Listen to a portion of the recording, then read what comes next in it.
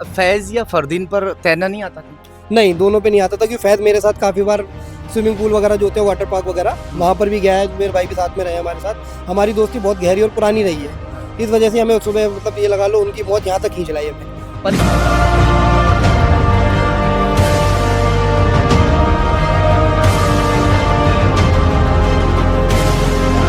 वो नहा रहे थे और जो फरदीन थे वो दूर से बैठ के देख रहे थे। अच्छा।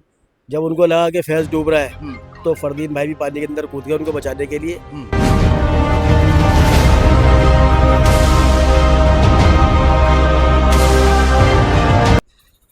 एक महीने के अंदर अंदर नहर ने 3 जानें खत्म कर दी हैं।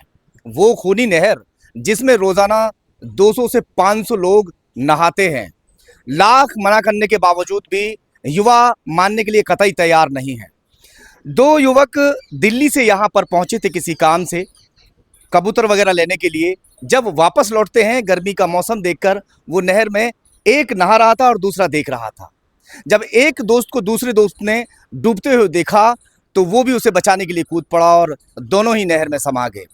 मैं इस वक्त बुलंदशहर के जिला अस्पताल में पोस्टमार्टम हाउस पर मौजूद हूँ। परिजनों से थोड़ी बातचीत करेंगे। आगे आ जाइए थोड़ा सा।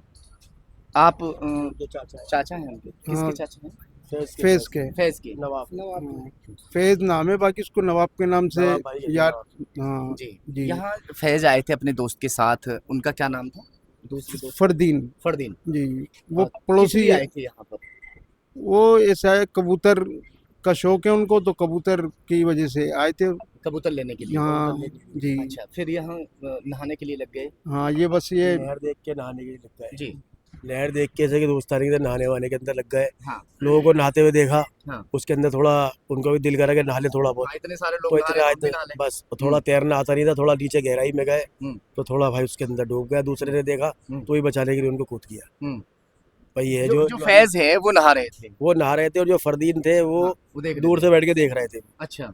जब उनको लगा कि फैज डूब रहा है हम्म, तो फरदीन भाई भी पानी के अंदर कूद गए उनको बचाने के लिए। हम्म, और बस दोनों इसी चक्कर में एक दूसरे को बचाने के दोनों डूब गए। क्योंकि ऐसा है कि मसला ये है कि उसमें बताया जिस तरीके से जा रहा है कि जैसे कि फैज़ भाई के पास जो बरामद हुई है ना चीज़ें, जी। एक स्कूटी थी उनकी जो दिल्ली नंबर स्कूटी आपने कल भी वीडियो में दिखाई। जी। साथ में उनके ना वो कबूतरों का जो जाल होता है वो था, हम्म, और कुछ उनके कपड़े थे जो, और फ़ोन। जी। तो ये तो अमूमन सी बात है कि कोई भी ऐसी कोई भी अपनी संपत्ति छोड़ के नहीं जाएगा, दोनों लोग नहीं जाएंगे। तो कहा ये जा रहा है, जो हमें पता सुनने में आई है, हम यहाँ बुलंदशहर इसीलिए आए थे सुबह कि हमें पता नहीं लग पा रहा था कल से। हम्म। आपके चैनल के माध्यम से हम देख पाए थे, जो भी देख पाए थे, जी। हमें पता नहीं लग पा रहा था बिल्कुल भी कि हाँ। हुआ क्या है, मसला क्या हुआ है। जी जी। तो फिर इसलिए हम यहाँ पर आए, तो हमें पता लगा पुलिस वालों से और वहाँ के जो लोगों से हमने पूछताछ करी आस पड़ोस में जो भी वहाँ पर घाट के पास थे।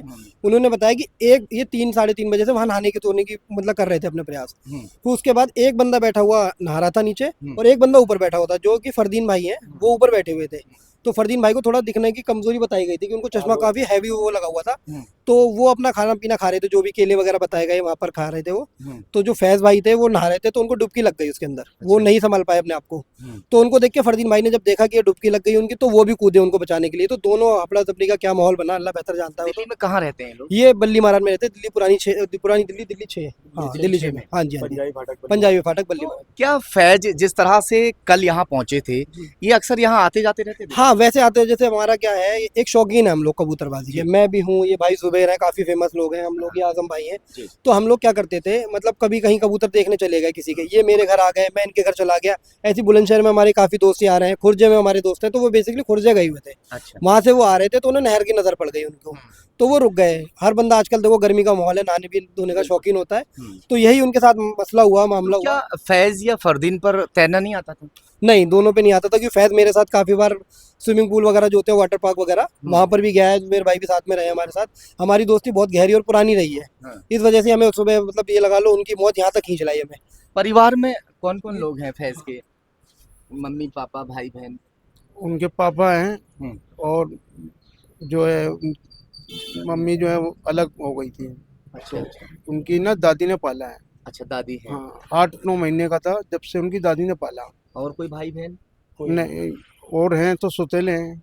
अच्छा, दूसरे यानी कि दूसरी माँ से। वालिद से। जी, और जो फरदीन है ये? ये उसका दोस्त है, पड़ोसी है। हम हमारा। हाँ, जी तो बता रहे हैं कि जब फैज़ यहाँ आ रहे थे तो अकेले होने की वजह से दोस्त को साथ में ले लिया था कि भाई बोलते बतलाते चले जाएंगे, इसलिए बस हाँ, फरदीन साथ आ गए थे। जी जी, दोस्त थे वो, साथ में आ दोस्त गया। आने में आ गए।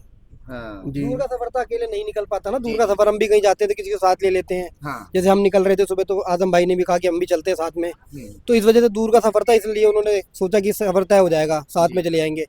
फिर हादसा हो गया जो अल्लाह को मंजूर था। एक रिक्वेस्ट मेरी भी है लोगों से और यंग जनरेशन से कि देखिए इस तरह के काम ना किया करें। जी। हमने तो अपने दोस्तों को खो ही दिया है, तो मेरा कहना यह है कि जिन भी लोगों को कुछ कम तैरना आता है या कुछ तैराक लोग भी हैं वो भी डूब जाया करते हैं। तो कहने का मकसद मेरा यही है कि जो भी भाई ऐसे नहरों या नदियों में नहाने के लिए जाते हैं वो इस टाइम ना जाएं, क्योंकि बरसात का मौसम है और पानी जो है पानी बहुत तेज़ी पे अपने पूरे फुल पीक पे है। बिल्कुल। तो कोशिश ये करें कि भाई सब अपने अपने घर रहें, सेफ़ रहें। और नहाना धोना है तो उसके लिए हमारे गाँवों में, शहरों में, गाँवों में ट्वेल हैं, शहरों में आजकल पूल्स बन गए हैं और स्विमिंग पूल्स हैं, और बेहतर ये है कि अपने घर रहें भाई। बहुत अच्छी बात आपने कही है और ये लगातार मैं प्रयास कर रहा हूँ। 1 महीने से मैंने कई खबरें नहर पर जाकर चलाई हैं और सिर्फ इसी बात को लेकर, जिस वक्त पहली मौत हुई थी बकरा ईद पर, उसी वक्त मैंने खबर चलाई थी और उसके कई बार उसके बाद में भी खबर चला चुका हूँ।